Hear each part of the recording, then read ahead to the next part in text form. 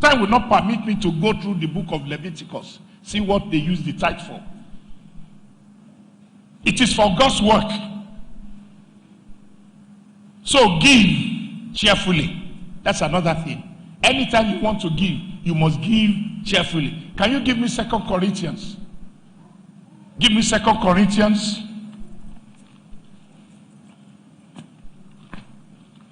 Chapter 9.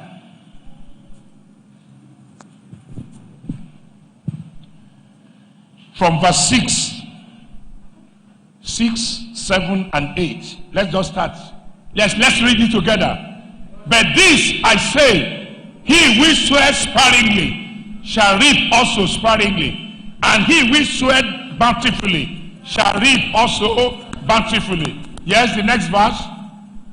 Every man according as he purposeth in his heart, so let him give, not what? Or of necessity.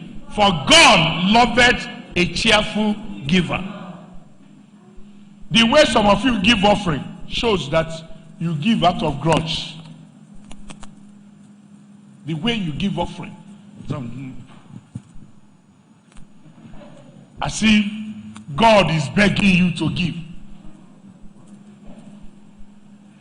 Then give me the next verse. Verse 8. And God is able to make all grace abound towards you, that you always having all sufficiency in how many things? All things may abound to every good work. You like this prayer? You do something before the prayer comes. Give without grudging. Give without necessity, where nobody forcing you. Give. Tell your neighbor, say give. The next giving is giving to the needy.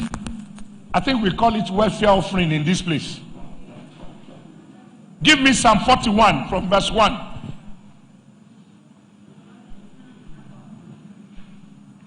Psalm 41 from verse 1.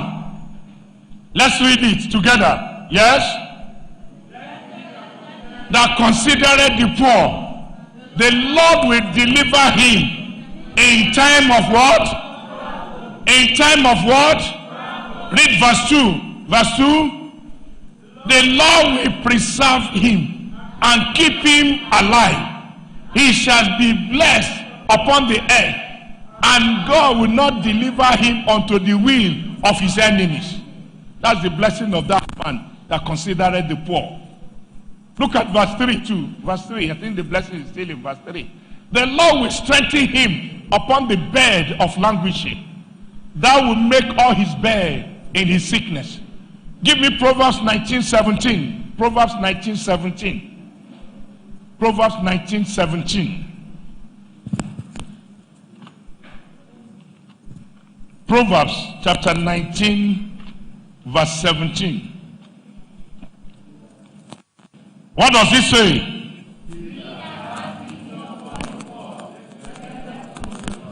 He that hath pity upon the poor, what does he do? He lends to the Lord. And that which he has given, he will do it what? He will pay you. Any giving you do, here we call it welfare offering. As you give to support others, listen, you are giving it as a loan. And God too will give you. Let me give you this one, it will shock you. Proverbs 28, verse 27. See what the Bible says. Proverbs 28, verse 27. Yes, read it.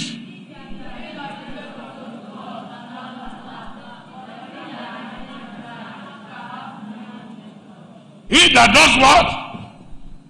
Yes, he that does what? Hide. Look at me now. I'm not saying these people are poor. Are you listening to me? I see them now. I had my face. What have I put upon myself? Cause. Then which one do you choose? To give or to hide your face? Men, answer me. To give or to hide your face? This man is not talking. To give or to hide, you have been hiding your face. You don't give to the poor. You don't contribute to welfare offering. As I was talking, he just... What is pastor saying? Pastor doesn't know, say the money is not there. We have not gotten enough. We are talking of the poor. Even me too, I want people to give me. I read your heart. He that does what? He that does what? Give to the poor. He that giveth to the poor shall not do what? Shall not lack. But he that hides his face shall have many a cause. Do you want to hide your face? Say from today, when they talk of welfare offering, you will give. Say I will give. Say I will give. That's good. Then the next one, I'm still talking on the giving. Kingdom projects. What do I mean by kingdom projects? Who are these people that came in just now? From where are you? Anyway, the pastor will introduce you. You are welcome. I hope you came with money. We are talking of money. We need money. We are talking, it's not financial fruitfulness. That's what we need. So, welcome from headquarters. What you bring, we will receive it. Yes, I said what? Kingdom project. Exodus 25. Listen, when it has to do with kingdom projects, I will divide it. Number one, you talk about church building. Number two, you talk about instruments. Number three, you talk about crusades. Anything that promotes the work of the kingdom. Anything that promotes the work of the kingdom. God wants you to be there. Let me show you one. Exodus 25. Let's start reading from that one. Anything that promotes the work of the kingdom. When I came on Thursday, I look at the keyboard. I saw sellotape. I wanted to call pastors. Then on Friday, I was watching. They were using the thing to. I wanted to call the pastor. I said, Pastor, what's happening to this keyboard? They are sellotaping. Have you forgotten that the men promised? But yesterday, when I came, I saw new powerful keyboard. Listen, that is kingdom projects. That is what? Anything you see in the church, it costs money. And the money for church is not from abroad, it's from above. And we are the one making it available. You can't give to support the work of the kingdom and you will not experience financial fruitfulness. There is no way. They have not seen it. Because whatever you give, that thing is speaking for you. Can I tell you the blessing of what these men have done for this keyboard? Each time they play this keyboard, as people are dancing, so it will their joy be manifesting anywhere. And anyone against them, when they are singing, they will hear it as noise of war. They will begin to kill themselves. I will support you with Bible passage. When we get to when we want to dedicate the king, I will support it. Kingdom project. Give me Exodus 25. Let me show you. Anything that has to do with kingdom project is commanded by God. Are we there, or we should read it from our Bible? Exodus 25 from verse 1. And the Lord spoke unto Moses, saying, who spoke unto Moses? Then what did God say? Read, everybody, verse 2.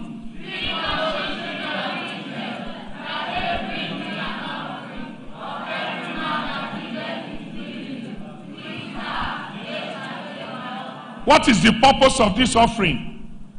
Okay, this is the type of offering first. This is the offering which they shall give. Gold, silver, brass. You see this gold, you know the cost of gold. You know the cost of silver.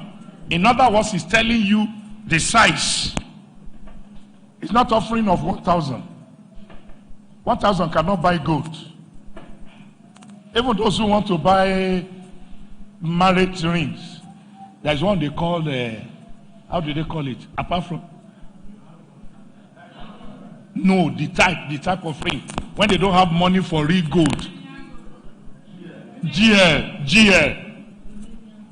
That's what you call Romania. It's GL. The price of that one is cheap. So when you are talking of gold, silver, and it's talking of the size of the money. Go ahead. What's the purpose? Go straight to verse 5. Go straight to verse 6, 7, 8. Then everybody read. Let them make me a sanctuary that I may dwell among them. Can you see it now?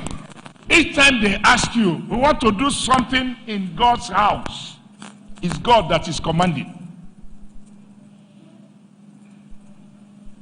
There are so many passages. The one in Haggai, if you want to roof, is there. That God said, tell them to bring. When you support the work of the kingdom, you will never lack. All these instruments you are seeing, you don't know that people bought it. And it's an instrument for evangelism. I've discovered some people, if they enter church, the first thing they will look around. They look at the setting. That's what makes them, whether they will stay or not. They want to hear the instruments. And some, they want to see how they sing. In my former church, I have people coming from Olu's Palace to Enere that time. They say, oh God, we come here to dance away our sorrow. Just because of music. And everything you see, kingdom investments. Crusade. Do you know that crusade costs money? To hold crusade, it costs money. And people put money there. If it is only one soul, you can't compare 400,000 or whatever the thousands you put in for that crusade. Listen, you see this bass speaker, I can tell you the amount. It's not small one, it's money. It's for the kingdom. That's why when we're talking of financial fruitfulness, make sure you participate in kingdom investments. Say, I hear. The next one, to your parents. Giving to your parents. When you give to your parents, you receive blessings from them. There are some of us who don't give to our parents. Make them to be happy. When you make them to be happy, the statements that proceed from their mouth are statements of blessing. Then the next one, give to men of God. I know we have different men of God nowadays. 419, different types. But if you don't have any men of God, you have men of God in your church. Give to them. Every giving to the man of God, he won't make long prayer for you. He will just tell you you are blessed. Finish. And for you to have done it, he said, whosoever shall give a cup of water in the name of disciple shall not lose what? His reward. How many of you have given to your pastor this year? I'm not talking of the Father's Day you are preparing for. How many of you have given to him this year? Even handkerchief you have bought for him. You will give today, whether you like it or not. So they didn't give you. Who? Some. Nobody raised up hand. Only you. All of them will give today. Not yet time. Praise the Lord. So all those pastors, I love you. It's just love by mouth. Every love must be backed up with action. Say, I hear. Every giving to the man of God opens your way out. I want you to understand it. Opens your way out. Even if it is recharge card of 500, send. It opens your way. It breaks blessings. It makes breakthrough to come along your way. Until you try it, you can never say it. The widow of Zarephath, she gave the last food to Elijah, and she did not suffer during the time of famine. The Shunammite woman in 2 Kings chapter 4, from 8 to the end, she gave. She not only gave food, she gave accommodation. And what she has been believing God for all the days of her life, fruit of the womb, she got it. The man of God just spoke a statement. He said, by this time of life, you will embrace a baby boy. You will say, okay, leave that matter, leave that matter. That one is a case that is already closed. Just let's continue to live our life. She did something that made the man of God to pronounce it. And did the child not come? Those of you who have read that passage, the child came. Even when the child died, the child was revived. And that thing she did for Elijah, 8 years after, she was still getting the blessing. When there was famine in the land, she left the land to go to another country, or another country or city. By the time she came back, somebody took over her house.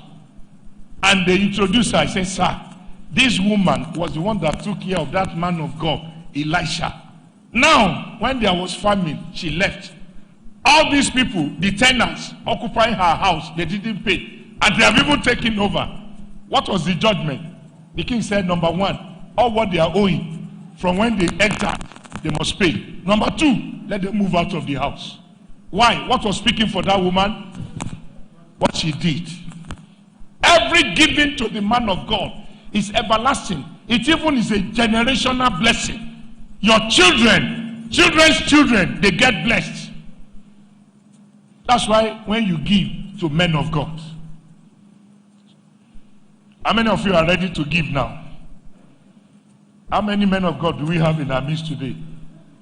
I'm the number one, number two, number three. Get ready. But for you not giving your pastor, you will give today. Praise the Lord. And he will bless all of you. Praise the Lord. And then we have what we call seed faith. It's part of the giving. Those of you who were here, was it Thursday or Friday? I mentioned about my giving. The one I said, it was sacrificial giving. Every seed you sow, we take it from Greek, from farming. When you go to the farm, you begin to place seed. Take for example, this is the season for maize. But when they were planting this maize, it's just one they were putting in the ground. And when it grew, what happened? You were seeing lump. Is it not? That's where the idea of seed faith comes from. Every giving, every seed you sow a seed for a particular purpose. When a farmer plants, he plants for a purpose. So when you sow seed, you sow for a purpose. I remember when I was resident pastor in my former church, there was a woman. We normally take seed faith once in a month. But there was a woman. The husband was working in NNPC that time. And she said, based on that teaching, there was one course in the husband's place of work. They will send them to US. They will stay for about whether 2 months, come back, stay 2 months in Nigeria, they will go for another 2 months. The woman said, she was not saying, the husband will be there. He said on her own, she was sowing. She was sowing. And the Lord honored the seed. She didn't even tell me as a pastor. And the Lord honored it. Do you know that seed made the husband to become PA to the group general manager? They now transferred them from here to Lagos. If you see their house in Lekki that they bought, all their children schooling in abroad through seed faith. She was doing it on her own. It was not the one they asked for in the church. When you talk of seed faith, it can lead you from the land of poverty to the land of greatness. There was a time in my life, my mother at that time when she was alive, she wanted to do her 78th birthday. And then we were just 4 children. We gathered together. They said, it's okay. How do we celebrate this birthday? It was a Muslim family. But 3 of us go to church. One, the first man, is a chronic Muslim. So we decide, it's okay. Maybe you people have built a bungalow for her. Okay, that day we will dedicate the bungalow. It's okay. Then we organize party. It will be a church party. When the Muslims will have done their own, we'll do it. Then they were now talking how much everybody will share. He said, you will bring this amount. When he got to me, he said, pastor will leave you because you're a poor pastor.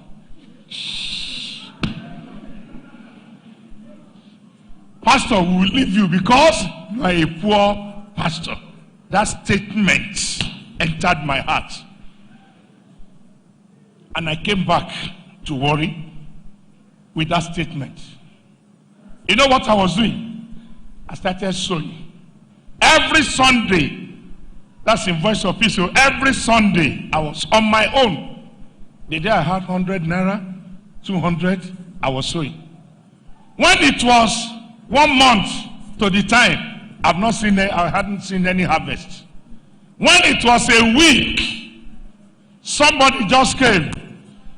Pastor Pupu would know the man, Ajulu. He said, Pastor, I know this December you're going home to see Mama. He just brought out. I think his own was about 20,000 that time. You know, 20,000. So many years now. This should be in 1990s. As at that morning, when I was to go for the birthday, I had with me 70-something thousand. You know, 1990. That 70-something thousand is like 700,000 today. So when I got home, poor pastor, we need this. How much? And we need this. How much? Then they look at me. Who gave you the money? They say, Pastor. Pastor. Hey. Let me first of all say it in Yoruba before I interpret it. Hey, Otilokowo church you are. In other words, I went to pack church offering at tight.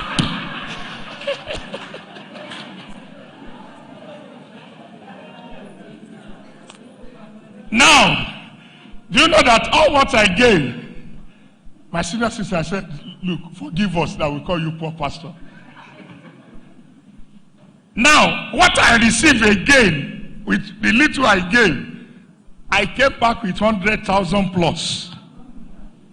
Poor pastor. How did I overcome it? Seed. I was sowing. Every one of you, as you are here now, you have projects. You have things you want to do. Sow. You have children who are in school, not brilliant academically. Begin to sow. You don't need to tell anybody.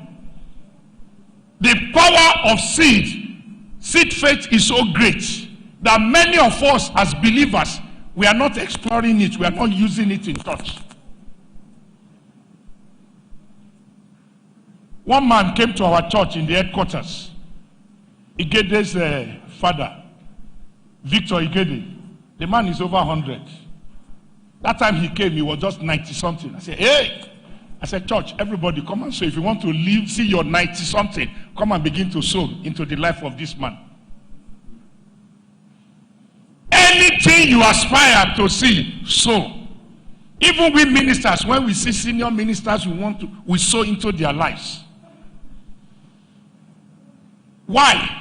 That is what brings financial fruitfulness. Praise the Lord.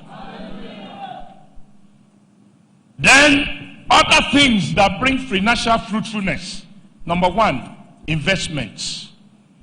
And I need to warn you here of investments. Don't go into investment of bring 20,000. It will give you 1 million. They've taken so many people's money. At what? They have them so many. MMM and the rest. Let me tell you. I asked somebody in the bank, and the person told me the truth. He said, it's investment. I have a sister in FCMB. She told me, he said, people, let's say they need 2-point-something billion. Are you listening to me now? Then they will now bring it out that investment, if you bring 50,000, every month they will be giving you this amount. He said it's investment. He said the first set of people who will first of all do, they will pay you something. He said when they have realized what they want to do, they will just ask. When you don't see their phone number will not work, email address closed, everything closed. Why? They've gotten what they wanted. And yet, there are many. When we talk of investment, know what you will invest your money upon that will bring you yield. Praise the Lord. Then the next one, wise spending. Many of us don't spend wisely. You spend like the prodigal son. Wise spending is necessary. I was in our Europe church. One woman came. When I visited, he said, "Sir, what I want you to pray for. Once I receive my money, I spend anyhow." I said, "Do you pay tithe?" She's not a member, she's a Catholic, but she came for the program. Then I now started teaching her how to do things. Be wise in your spending. Then this one, resist the temptation of borrowing, especially in anticipation that one increment is coming for you. That thing, control the eye, control these eyes. Discipline yourself. Not everything you see you want to buy. Bah. A borrower is a debtor. To who? To the lender. Can you give me Proverbs 22? Proverbs 22.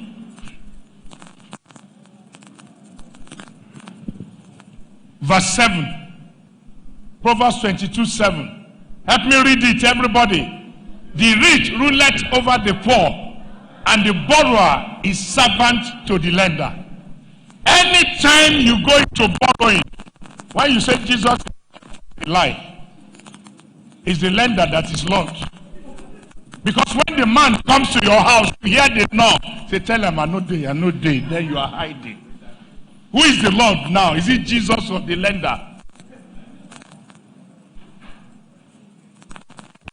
Borrowing that will destroy your faith, that will destroy your Christianity, get rid of it from your life.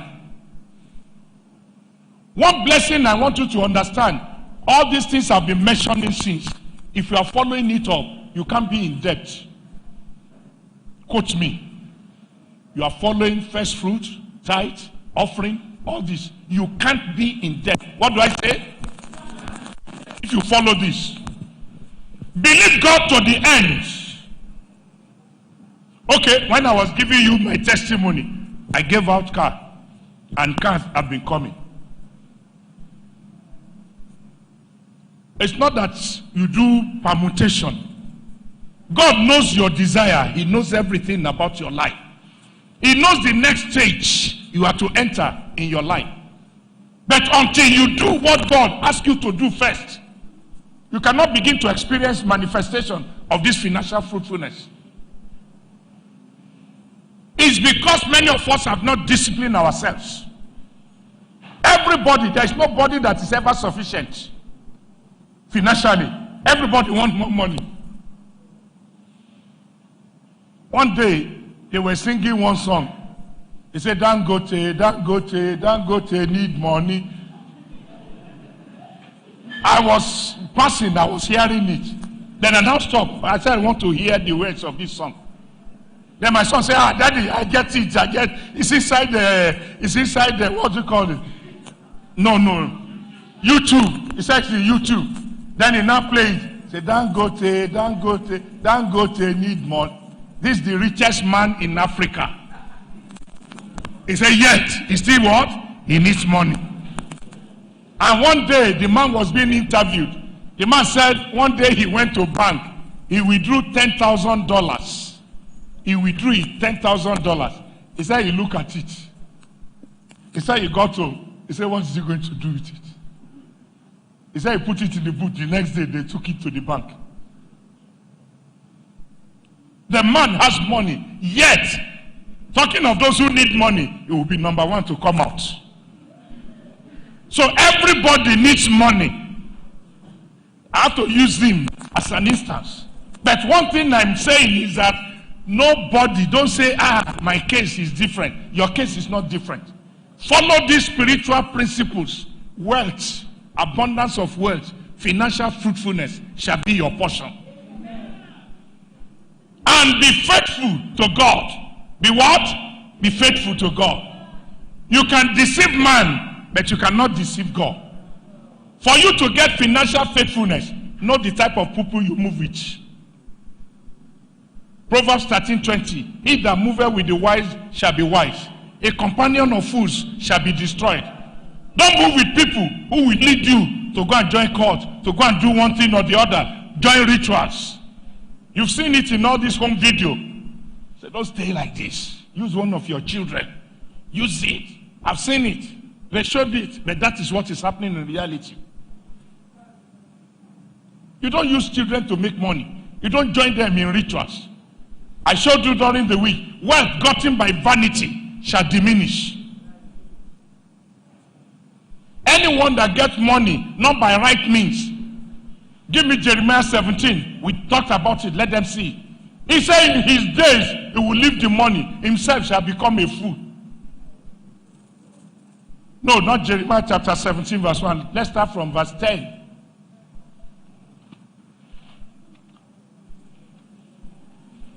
Okay, the next verse. Yes.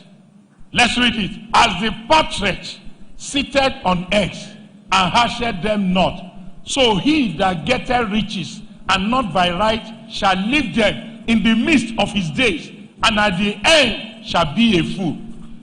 You want the money by any means? Okay, get it. While you are living, you are seeing the money, you can't spend it, and you become a fool. Say, God forbid. And you must cultivate the habit of savings. Savings. No matter how little, cultivate the habit of savings. Cultivate it. Very, very important. Savings. Be diligent in your work. He that tilleth his own land shall have plenty of money. Give me Proverbs 11:23 as I round out this session. Proverbs 11:23.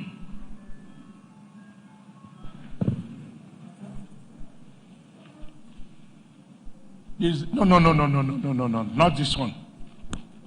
Sorry, Proverbs chapter 12, verse 11. Proverbs 12:11.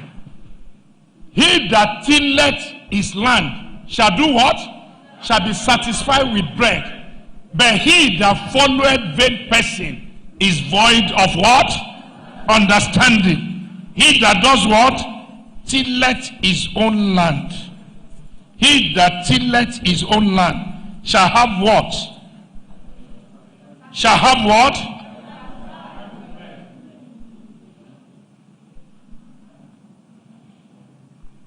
There's another passage I want you to see. Still in that Proverbs. It said, he that tilleth his land shall have plenty of silver.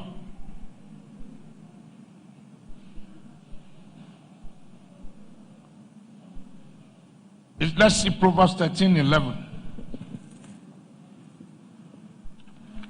Proverbs 13:11. No, it's not the one. I will get it for you. He that tilleth his own land, he says, shall have plenty of money. When you sit down with your own work, God will prosper you in it. And then finally, be diligent in your work. What do I say? Be diligent in your work. How many of you want financial fruitfulness? Stand on your feet. Okay, give me Proverbs 28:19. I want them to see that one. Proverbs 28:19. Everybody, let's read. He that tilleth his land shall have plenty of bread. He that followeth vain persons shall have enough poverty. The type of people you follow determine how wealthy you will be. But be in your duty. Be in your what? In your duty. Lift up your hands. Open your mouth, begin to thank God for these things you have had now. Ask God to bless you abundantly.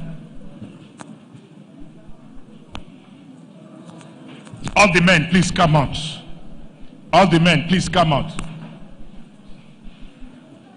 All the men, come out. Fast.